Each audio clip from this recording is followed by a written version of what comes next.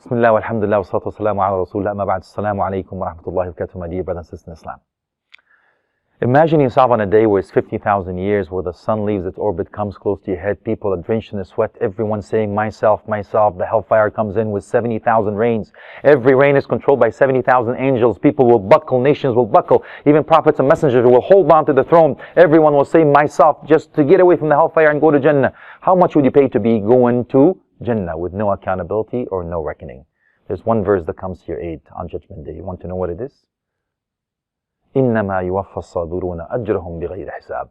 Indeed, those who persevered and had patience in this life, they will be rewarded with no accountability or no reckoning. Meaning you will be going to Jannah where everybody else is held accountable. And what have you done? You've paid your dues here in this dunya, khalas. You're free to go.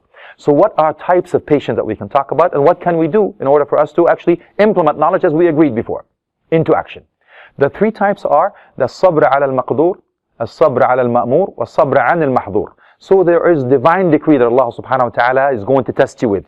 This dunya is all about a test, akhi. Allah took somebody beloved to you, took your job, your health, your wealth, your car, your wife, whatever it is. Allah subhanahu wa ta'ala is testing you. Hamadaka wastarja'. Alhamdulillah, inna Allah narja'un. The castle in Jannah is built for you when you say that.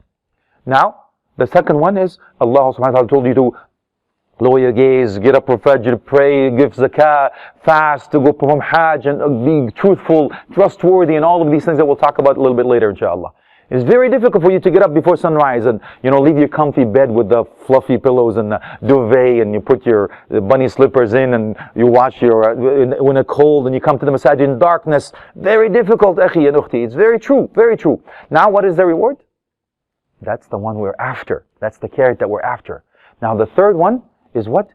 As-sabr an. You stay away from what Allah has given you prohibition to do. The peer pressure, especially when you go out, especially the youth, when you go to the high schools or the universities, everybody's going to bars, drinking whatever it is, and you're saying, what are you drinking, Mo? Says, milk. You feel like a social outcast. Everybody says, I have a boyfriend, I have a girlfriend. What do you have? I have Allah, ya akhi. I love my Allah. I love Rasulullah. I love the Quran. I love the company, the righteous, and so on. Very difficult to resist this. But what is the reward? The reward is there for you, akhi and ukhti. So indeed, for us to do this, Allah subhanahu wa jalla fi'ula is giving us the reward. So let's take one actions of the Sahaba radiallahu anhu and then give you the roadmap, and we'll finish with that, inshallah. Umar ibn Khattab radiallahu anhu was actually asked, how do you deal with the calamities?